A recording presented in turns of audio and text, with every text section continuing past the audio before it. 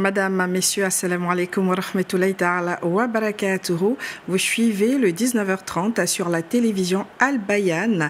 En voici les principaux titres.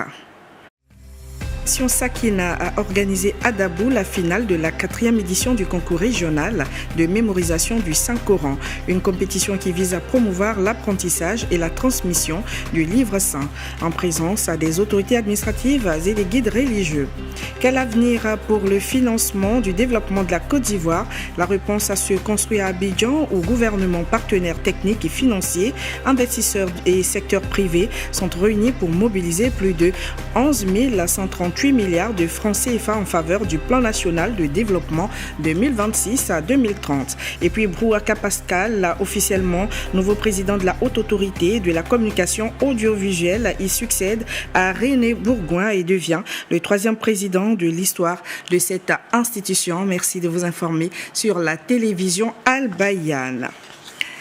La Fondation Sakina, dans la localité de Dabou, a organisé samedi dernier la finale de la 4e édition du concours régional de mémorisation du Saint-Coran en présence des autorités administratives et religieuses.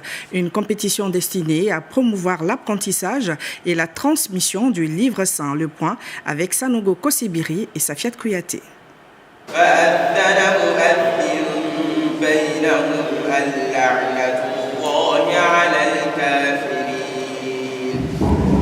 Concentration, maîtrise et ferveur spirituelle, à tour de rôle, les candidats et candidates repartis selon différentes catégories de mémorisation prennent place devant le jury pour réciter les versets du Noble Coran mémorisés au cours de leur apprentissage. Je suis très heureux ce matin car j'ai eu la première place, alhamdulillah. Ce qu'on a fait aujourd'hui, ça ne veut rien dire, ça veut juste qu'on a qu'à prendre courage à s'améliorer, le meilleur arrivera. Au-delà de l'esprit de compétition, cette initiative vise à promouvoir l'apprentissage du Noble Coran et à encourager la jeunesse à s'approprier les valeurs islamiques. Qui dit l'islam, qui parle de la promotion de l'islam, ça ne peut pas se faire si le Coran n'est pas au cœur et au centre de notre quotidien, de toutes nos discussions, de tous nos débats, de toutes nos causeries et de toutes nos actions comme activités. Les autorités municipales et les guides religieux présents ont pour leur part salué cette initiative qu'ils considèrent comme une contribution à la formation spirituelle et morale des jeunes générations. Nous avons vu des jeunes gens qui maîtrisent parfaitement ce qu'ils ont appris et ils nous l'ont montré. Nous partons convaincus que cet exemple sera suivi par d'autres, certains de leurs amis, afin qu'ils puissent imiter et passer leur temps à préparer l'au-delà. C'est ça qui est le plus important. Nous devons encourager les enfants à apprendre à lire le Coran, parce que le Coran apaise le cœur, ça donne la force, surtout les musulmans qu'il s'agit. Donc vraiment, c'est pour encourager les mamans à apprendre la lecture coranique aux enfants.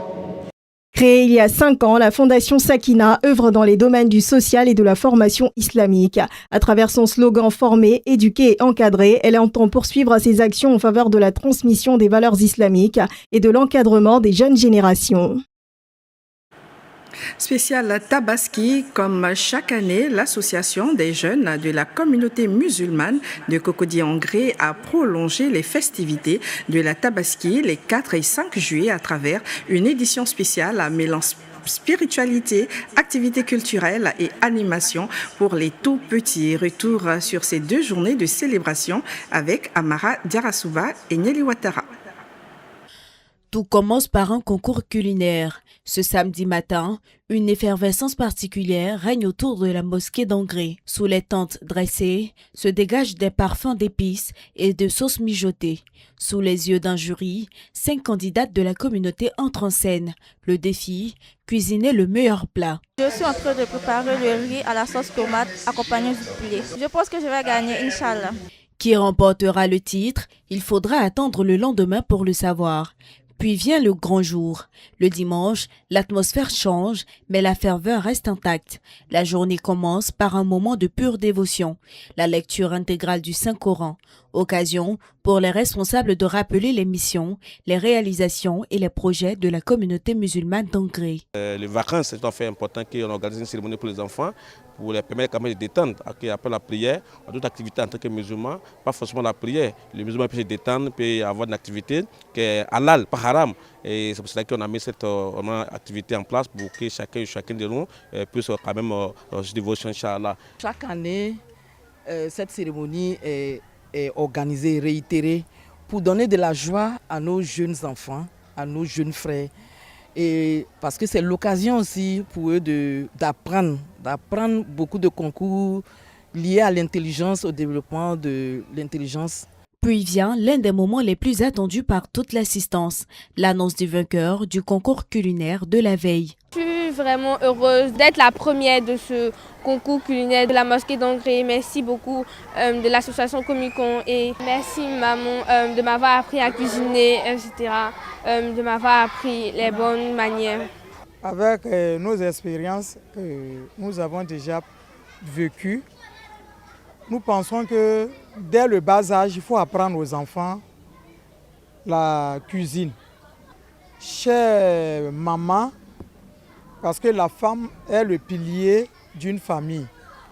J'invite mes sœurs à apprendre à nos enfants, nos petits-enfants, nos sœurs à la maison, la préparation, la cuisine en fait.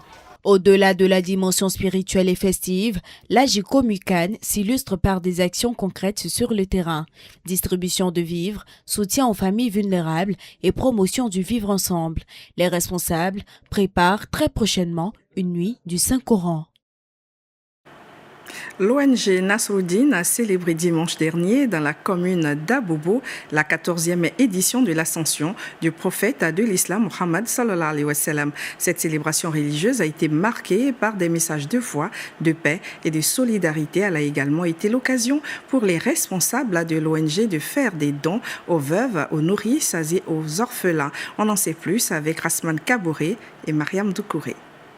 Le 27 Rajab, correspondant à la nuit de l'Isra et du Mirage qui commémore l'ascension du prophète Mohammed, paix et salut sur lui, est un moment de grande spiritualité pour les musulmans. À cette occasion, l'ONG Nasruddin a organisé une cérémonie de prière, de prêche et de partage dans le but de renforcer la foi et la cohésion entre ses membres. Chaque année, l'ONG Nasruddin a pour prétexte d'utiliser cette cérémonie-là pour aider les veuves, pour aider les orphelins et les démunis. Et aujourd'hui, nous allons donner des vivres et des non-vivres à plus de 300 orphelins, veuves et démunis. Inch'Allah. Engagé dans des actions sociales et éducatives au profit des différentes couches de la population, l'ONG a également profité de cette rencontre pour sensibiliser les participants aux valeurs d'entraide, de solidarité et de fraternité. La cérémonie a enregistré la présence des autorités communales ainsi que de plusieurs associations partenaires. Voilà, toutes ces félicitations sont à l'endroit de l'ONG pour tout ce que l'ONG fait à l'égard des veuves et des orphelins. Invité d'honneur, le cheikh Shamsou Zaman a formulé des prières et des bénédictions en faveur des responsables de l'ONG et de l'ensemble de ses membres. La cérémonie s'est achevée par une distribution de vivres et de non-vivres aux personnes vulnérables et dans un élan de solidarité. Après leur retour de la Mecque, la communauté musulmane de Kabangoué, dans la sous-préfecture de Tianko, région du Folon, a rendu un vibrant hommage à ses fils et filles ayant accompli le Hajj 2026. Une cérémonie marquée par des prières, des témoignages et des distinctions honorifiques organisées à PK18 pour renforcer les liens de fraternité au sein de cette communauté. Nadia Kounati. À Abobo PK18, la communauté de Kabangoué célèbre le retour de ses 9 pèlerins ayant accompli le Hajj 2026. À l'initiative de la chefferie traditionnelle de Kabangoué, cette cérémonie se veut un moment de reconnaissance envers ceux qui ont eu le privilège de visiter les lieux saints de l'islam. Lecture du Coran, témoignages sur les moments forts du pèlerinage, prières et bénédictions ont rythmé la rencontre. Le président de l'association pour le développement de Kabangoué, le colonel des douanes Kader Doumbouya, a salué le bon déroulement du pèlerinage de tous les fidèles de la localité. De son côté, Le directeur général adjoint de Foreni, Sekou Diara, a mis en avant l'esprit d'unité qui a rassemblé les fils et filles de Kabangoué autour de cette célébration. La cérémonie s'est achevée avec une ambiance conviviale autour d'un repas partagé, symbole de communion et de solidarité entre les membres de la communauté de Kabangoué. Engager les guides religieux en faveur de la promotion de l'allaitement maternel, c'est l'objectif de la rencontre de plaidoyer organisée par le Conseil national pour la nutrition dans le cadre du plan national multisectoriel de nutrition. Placé sous l'autorité du vice-président de la République, Timoko Meile Kone, cette cérémonie s'est tenue hier dans la commune de Cocody. Le reportage de Vassi Fofana. Oui à l'allaitement. C'est le message principal de cette rencontre de plaidoyer. L'objectif est de faire des guides religieux des relais de la politique nationale de promotion de l'allaitement maternel et de la nutrition afin de contribuer à l'atteinte des objectifs de développement durable à l'horizon 2030. À cette occasion, la coordonnatrice du CONANU et le conseiller du vice-président de la République, Dr Ngouran Yoboué Patricia, a présenté un bilan des progrès réalisés en matière de nutrition tout en soulignant les défis qui restent à relever. À travers ce plan, l'État ambitionne offrir à chaque mère un cadre favorable à la pratique de l'allaitement afin que chaque enfant puisse bénéficier de manière optimale des avantages du lait maternel et de la pratique. Dans cette bataille pour l'avenir, les communautés religieuses disposent d'un potentiel exceptionnel de sensibilisation, de mobilisation. Nous avons besoin de vos voix dans les églises, dans les mosquées, dans les temples, dans les chefferies même, et dans tous les espaces de rassemblement communautaire. Prenant la parole au nom de l'UNICEF et de l'OMS, Jean-François Basse a insisté sur le rôle essentiel des leaders religieux dans le changement des comportements. Il a également réaffirmé l'engagement des deux institutions à accompagner les efforts du gouvernement ivoirien. Vénérables guides religieux, votre engagement peut tout changer. En soutenant les mères et les familles dans la pratique de l'allaitement, nous espérons que cette rencontre débouchera sur des messages clés portés par les différentes confessions religieuses, sur des actions de sensibilisation de proximité. Les participants ont salué cette initiative, estimant que l'implication des responsables religieux permettra de renforcer la sensibilisation des communautés sur les bonnes pratiques alimentaires et les bienfaits de l'allaitement maternel. C'est déjà pour les religieux un grand honneur de nous appeler à contribuer, à apporter notre contribution, n'est-ce pas, à la diffusion du message portant sur la nécessité de l'allaitement maternel. Nous le savons et nous partageons ce souci parce que les raisons sont multiples en faveur de l'allaitement maternel. Nous avons beaucoup appris et nous avons compris qu'avec le lait maternel, vraiment, nous mettons à l'abri des dépenses, mais surtout nous préservons les enfants pour la croissance normale de l'enfant, mais aussi pour la protection de la mère. À l'issue de cette rencontre, une vaste campagne de sensibilisation sera déployée dans les 31 régions du pays afin de promouvoir l'allaitement maternel et d'améliorer les pratiques nutritionnelles au sein des communautés. Mobiliser les financements nécessaires au développement de la Côte d'Ivoire, c'est l'objectif du groupe consultatif pour le financement du plan national de développement 2026-2030 ouvert ce mercredi 8 juillet à Abidjan. Gouvernement, investisseurs et partenaires au développement se mobilisent pour lever plus de 11 138 milliards de francs CFA en faveur de la transformation économique et sociale du pays. Sissé Bangali et Nieli Ouattara pour plus de détails. La Côte d'Ivoire présente sa nouvelle feuille de route de développement à ses partenaires. Pendant 2 jours, le groupe consultatif pour le financement du plan national de développement 2026-2030 réunit à Abidjan les partenaires techniques et financiers, les institutions financières internationales, les investisseurs et le secteur privé. Objectif, renforcer les partenariats et mobiliser les ressources nécessaires à la mise en œuvre des projets structurants du pays. Le nouveau PND porte l'ambition de transformer durablement la Côte d'Ivoire à travers 209 milliards de dollars d'investissements structurants au service de l'industrialisation, de l'emploi, de la résilience climatique et du progrès social. Ce PND est le fruit d'une démarche de co-construction fondée sur une vaste consultation de toutes les régions de Côte d'Ivoire et districts, ainsi que la mobilisation de l'ensemble des forces vives de la nation. Cette démarche participante a abouti à son adoption, comme cela a été rappelé, par le Parlement ivoirien et également à sa promulgation. Les partenaires au développement saluent les performances économiques enregistrées par la Côte d'Ivoire ces dernières années, ainsi que les réformes engagées pour améliorer le climat des affaires. Pour eux, ce groupe consultatif constitue un cadre privilégié de dialogue pour consolider les partenariats existants et susciter de nouveaux investissements. Le groupe de la Banque mondiale mettra tous ses instruments au service d'un même objectif, celui d'aider la Côte d'Ivoire à réduire les risques, mobiliser des capitaux privés, accélérer les investissements créateurs d'emplois, notamment dans l'agro-industrie, les infrastructures. Le gouvernement entend mobiliser 11 138,2 milliards de francs CFA pour compléter le financement du plan national de développement 2026-2030, dont le volume global d'investissement est estimé à 114 800 milliards de francs CFA. Ce plan s'articule autour de 6 piliers stratégiques destinés à accélérer la transformation structurelle de l'économie, développer le capital humain, renforcer les infrastructures, promouvoir une croissance inclusive et consolider la gouvernance. L'État ivoirien tient cette rencontre avec une vision claire, des priorités structurées, des réformes crédibles et des projets porteurs de transformation. En retour, bien évidemment, il attend de l'ensemble des partenaires, des institutions financières et du secteur privé, un accompagnement renforcé afin de donner à ce nouveau plan de développement les moyens de sa pleine réussite.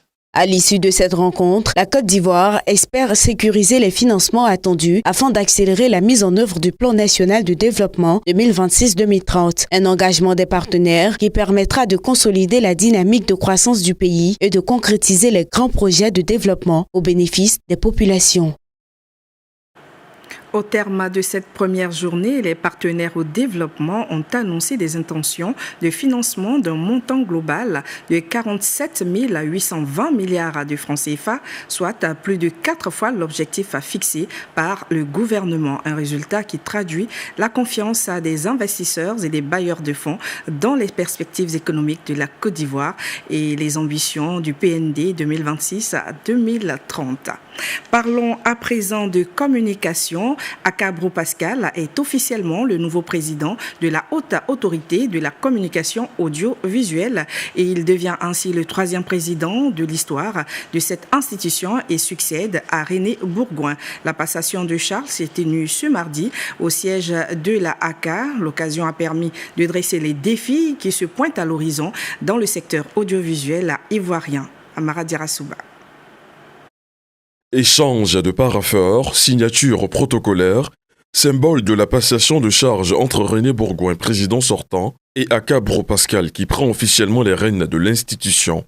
Durant les 6 prochaines années, il aura la lourde responsabilité de conduire et de réguler la destinée du secteur audiovisuel ivoirien, une tâche dont il mesure l'entière responsabilité. Je suis pleinement conscient des défis qui nous attendent dans un contexte marqué par l'évolution rapide des technologies de l'information et de la communication, la transformation du paysage médiatique et les exigences croissantes de professionnalisme, d'éthique et de responsabilité. Monsieur le Président René Bourgoin, votre action a contribué au renforcement de notre institution et constitue un socle précieux sur lequel nous nous appuierons pour poursuivre cette tâche. Cette passation de charge intervient dans un contexte où le secteur audiovisuel est à la croisée des chemins, entre l'épineux défi de la désinformation et l'adaptabilité du milieu aux défis contemporains. La tâche s'annonce rude pour le nouveau locataire des bureaux de la ACA. Il peut néanmoins s'en remettre à quelques conseils et bénédictions d'usage du président sortant. Vous prenez aujourd'hui les rênes d'une institution respectée, crédible et attendue. D'autres chantiers restent ouverts et mérite attention. Je pense également au projet de monétisation des contenus audiovisuels et numériques conduit en étroite collaboration avec le gouvernement sous la coordination du ministère de la Culture.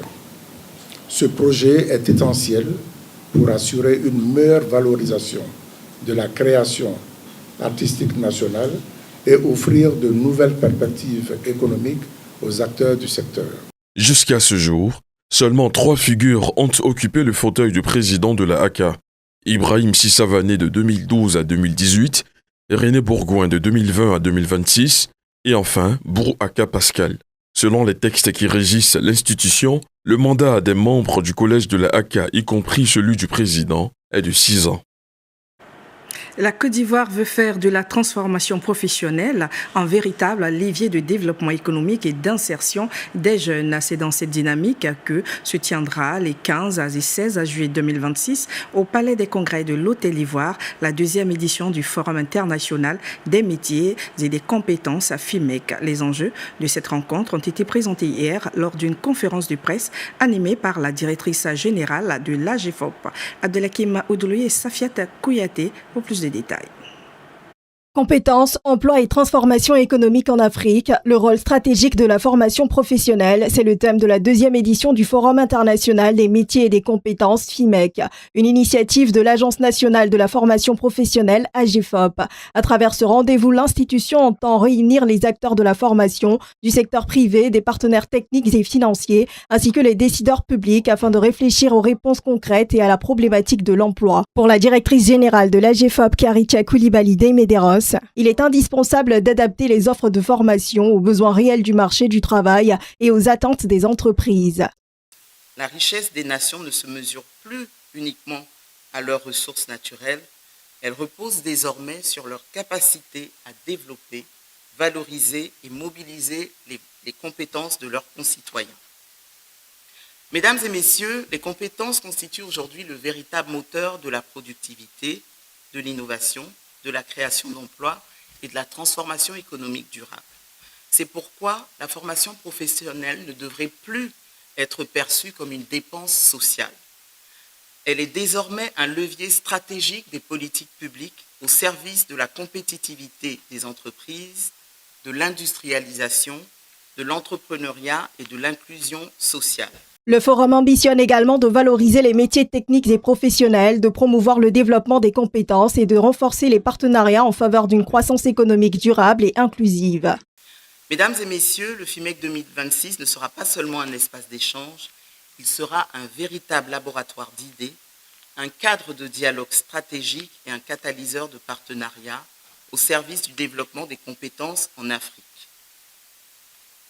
Notre ambition est donc d'offrir à cette jeunesse des perspectives nouvelles, des opportunités concrètes et des espaces d'expression où elle pourra partager ses aspirations et découvrir les métiers qui répondent aux besoins des économies africaines. Au-delà de la ville d'Abidjan, le FIMEC se veut résolument inclusif. Des journées portes ouvertes seront organisées à Odiéné, Mans, Boaké, San Pedro et Daoukro afin de rapprocher les jeunes de l'intérieur du pays des opportunités offertes par la formation professionnelle et de susciter des vocations dans les métiers d'avenir. Et voilà, nous passons à présent au journal du Mondial.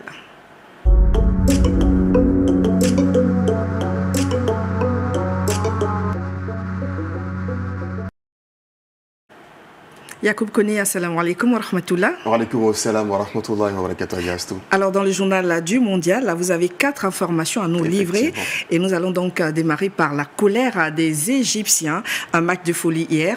L'Égypte était à un quart d'heure de temps, n'est-ce pas, de faire tomber le champion en titre, l'Argentine.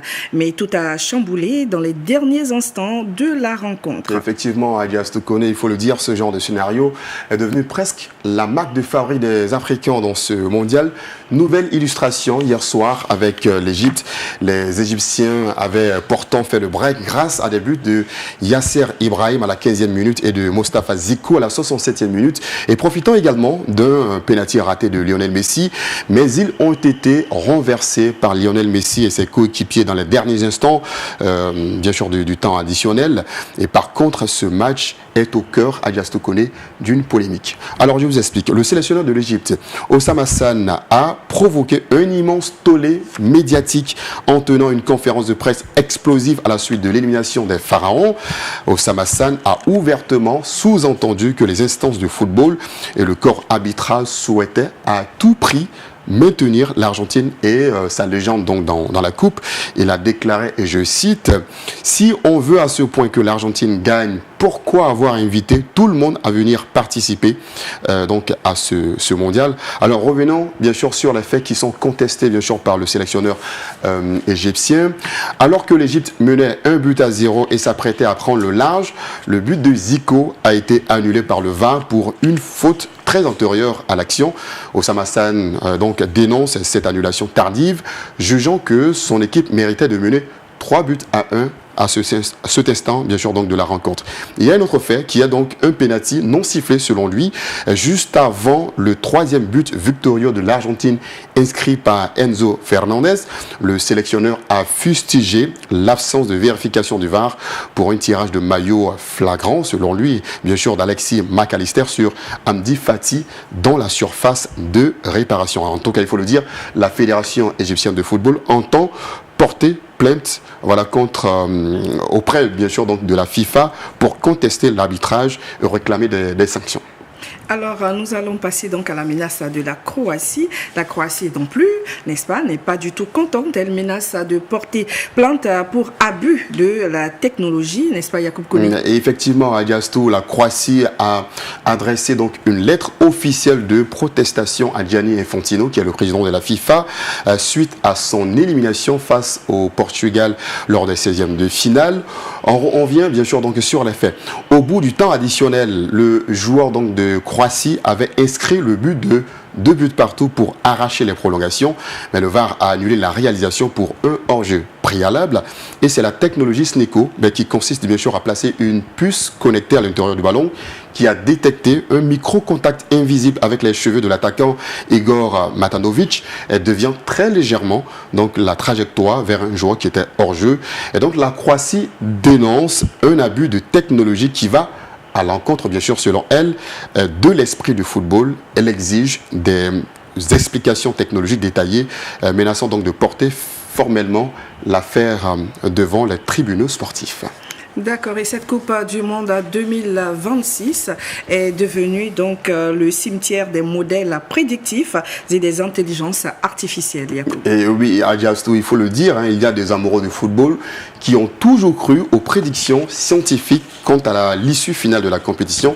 Et puis, je dirais qu'ils n'ont pas tout à fait tort, puisque un célèbre mathématicien et économiste allemand, mondialement connu pour avoir prédit avec exactitude les vainqueurs de Coupe du Monde 2014, 2018 et 2022, s'est lourdement trompé cette fois-ci. Il s'agit donc de Joachim Clément.